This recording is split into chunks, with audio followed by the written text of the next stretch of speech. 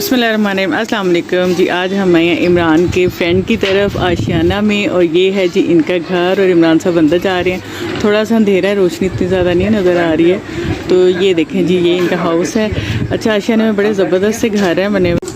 अच्छा, ये ना इनके बहुत ही स्पेशल फ्रेंड हैं, तो आप लोगों को आज इनसे हम मिलवाते हैं और स्पेशल मुलाकात करवाते हैं। बहुत ही अच्छे लोग हैं। तो फिर अंदर चल के ना, तो अभी जाके फिर मैं आप लोगों की ना उनसे मुलाकात करूँगी, बात करूँगी। अस्सलाम वालेकुम, मैं हूं इमरान।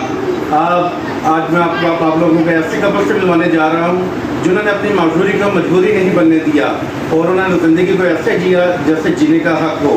तो मैं आपका तारुफ करवाता हूँ मिस लुटीना हयात से, जो फिज़िकली डिसेबल हैं, और उनके हस्बैंड हैं मोहम्मद इरफान।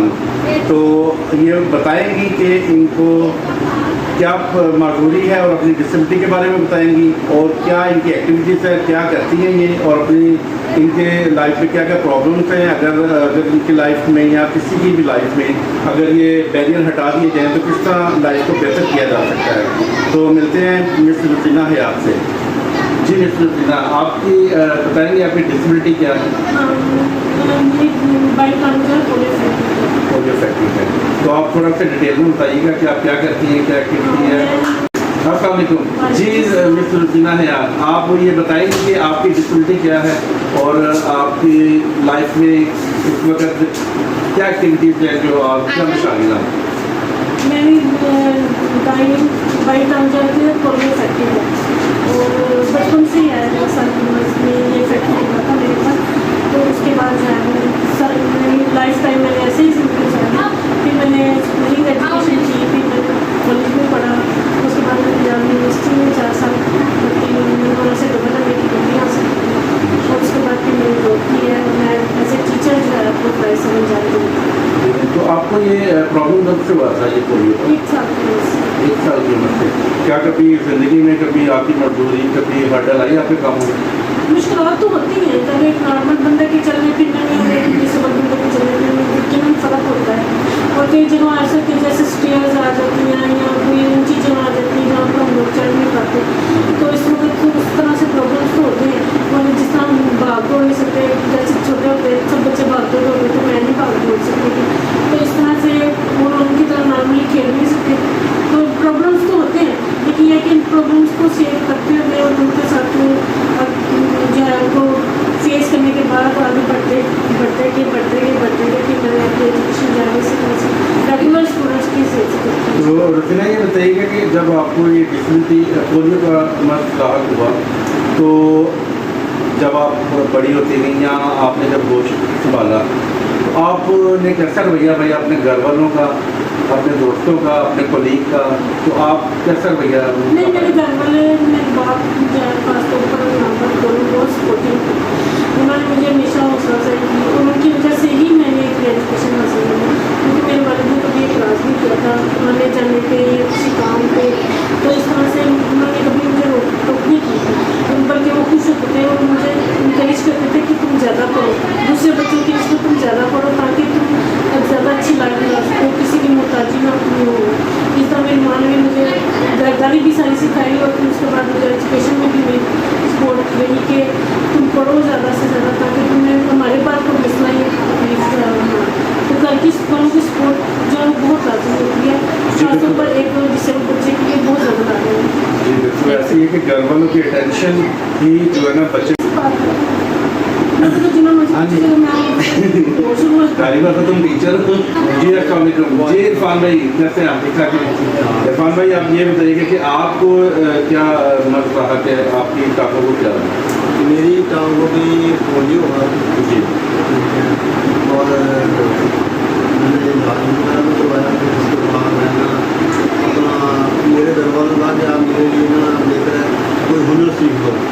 अच्छा, फिर मैंने अपना हुनर सीखा टेलरिंग का मैंने फिर लेडीज़ और जेंट्स दोनों में महारत हासिल की, और अच्छे से अच्छा ब्राइडल और अच्छे से अच्छे काम करने वालों के पास मैंने काम किया है। अब माशाल्लाह मेरा अपना काम है, तो मैं अपना काम कर रहा हूँ। तो ये कब से लगा है मतलब पोलियो का? ये मुझे कोई 3-4 साल में छोटे बचपन में टाइफाइड हुआ था। تو آپ کا یہ کیسا رویہ رہا دوستوں کا اور گھر والوں کا؟ ہاں میرا رویہ بہت اچھا تھا, بہت اچھے تھے. پھر تو جیسے میں کسی نواب پہ کرنا چاہتا ہوں, اچھا ٹھیک ہے, میں نے اپنی زندگی کو اس طرح انجوائے کیا. جی تو ابھی تک بھی میں اسی طرح انجوائے کر رہا ہوں. یہ تو بہت اچھی بات ہے کہ آپ نے کبھی معذوری کو مجبوری نہیں بننے دیا. تو آپ یہ بتائیں کہ آپ کا جیسے آپ لوگ ایک رول ماڈل ہو معاشرے کے لیے, ہمارے لیے رول ماڈل ہو, تو آپ لوگوں نے کیسا ایکسپیرینس رہا آپ کا شادی کا, اور آپ کیسے مینیج کرتے ہو؟ تو بالکل عام آدمی کی طرح یہ کوئی پرابلم اٹھاتی ہیں؟ نہیں, ہم عام آدمی کی طرح اپنے آپ کو محسوس کرتے ہیں, لیکن ہمیں کبھی بھی ہم اپنے پیار محبت سے رہتے ہیں اور ایک دوسرے کو دکھ کو اپنا دکھ سمجھتے ہیں. تو گورسینا کوئی اچھا سا میسیج ڈلیور کرنا چاہیں گی ہم دوسرے لوگوں کے لیے اور یا گورنمنٹ کے لیے کہ اگر یہ اسپیشل پرسن کی یہ چیزیں اگر ہٹا دی جائیں یا یہ چیزیں ان کو پرووائڈ کی جائیں تو ان کی لائف بہتر ہو سکتی ہے؟ آپ کچھ کہنا چاہیں گے؟ میرا یہی میسیج ہے تمام کسی کو کہ آپ کو اپنی ہمت نہ ہارے اور اپنے آپ کو زندگی میں کنٹینیو رکھیں گے. جب وقت آئے گا جب آپ کو کسی کی محتاج نہیں رہے گی, آپ اپنی لائف میں انڈیپینڈنٹ ہو سکتے ہیں. اور جو یہاں تک گورنمنٹ کا تعلق ہے, اگر گورنمنٹ نے تو قوانین بنوا دی ہیں, جیسے سلائڈ بنا دے, نیچے ہر جگہ موجود ہونی چاہیے, چاہے وہ پارک ہے, چاہے شادی ہال ہے, چاہے ہاسپٹل ہے, چاہے آفس ہے, چاہے بینک ہے. لیکن مسئلہ یہ ہے کہ جب بھی ہم کسی بینک میں یا کسی ایسی جگہ پر جاتے ہیں تو وہاں پر ویل چیئر موجود نہیں ہوتی ہے, اور وہاں پر اگر ہم پوچھیں کہ ویل چیئر چاہیے تو وہ کہتے ہیں ہمارے پاس نہیں ہے. تو اس ایسی چیزوں کو لازمی جاری کرنا چاہیے, یہ امپلیمنٹ لازمی ہوا ایسی باتیں نا. اور پھر باہر کے ملکوں میں تو ہوتا ہے نا کہ چلو ڈسیبل سڑکوں پر بھی انڈیپینڈنٹلی موو کر سکتے ہیں, ان کے لیے الگ جو ہے وہ راستہ ہوتا ہے جس پہ وہ چل سکتے ہیں. اور ادھر رات میں فٹ پاتھ یا ہمارے اس طرح کے ہونے چاہیے کہ ویل چیئر ہم ان کے اوپر ایزیلی موو کر سکیں.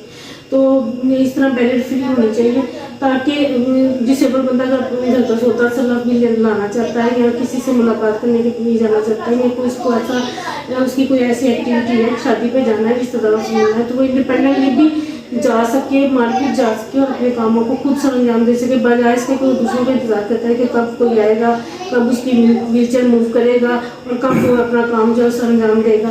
تو اس طرح سے جب ہم انڈیپینڈنٹ ہو جائیں گے تو پھر اس کا گورنمنٹ کو چاہیے کہ وہ اس بات کو پر نظر ثانی رکھے, اس قانون کو لازمی قرار دے, اور جو اس پر امپلیمنٹ نہیں کرتا اس کو جرمانہ ڈالے.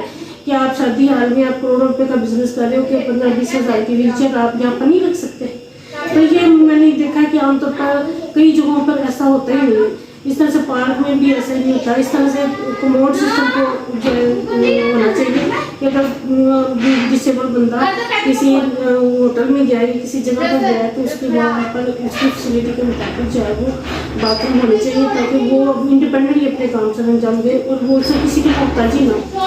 جی بالکل. جی تو ناظرین, آپ نے جیسا دیکھا کہ یہ کپل کس طرح خوشحالی کی لائف گزار رہے ہیں اور دونوں بہت ہیپی ہیں. اللہ تعالیٰ ان کو ہمیشہ خوش رکھے. تو آخر میں یہی کہنا چاہوں گا کہ مسٹر روزینہ کا جو میسیج ہے گورنمنٹ کو, کہ تاکہ یہ جتنے بھی بیریئر ہیں ہمارے معاشرے کے, یہ گورنمنٹ کو چاہیے کہ اس کو ختم کریں. جیسے بینک کا ہے ایشو کہ بینک میں واقعی جو ہے بیریئر بہت زیادہ ہے, بینک میں ویل چیئر کوئی نہیں ہوتی اور اے ٹی ایم تک رسائی کوئی نہیں ہوتی جانے کے لیے نا. تو یہ میری تمام بینک سے گزارش ہے کہ اس جو نا بیریئر کو ختم کیا جائے اور وہاں پہ ویل چیئر رکھی جائے اور وہاں پہ فلو بنائی جائے.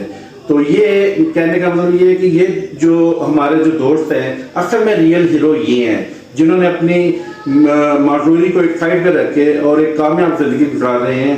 تو یہ اصل میں ریئل ہیرو ہیں. تو آخر میں آپ سے اجازت چاہوں گا اور آخر میں یہی کہنا چاہوں گا کہ میرے چینل کو سبسکرائب کیجیے گا, لائک کیجیے گا اور شیئر کیجیے گا, اور میسج میں مجھے بتائیے گا کہ میری یہ ویڈیو کیسی لگی آپ کو. بہت شکریہ. پاکستان زندہ باد. چلو جی, عمران صاحب جا رہے ہیں. نہیں اب ہم بڑے ہو گئے, اب میرے میاں صاحب بڑے ہو گئے.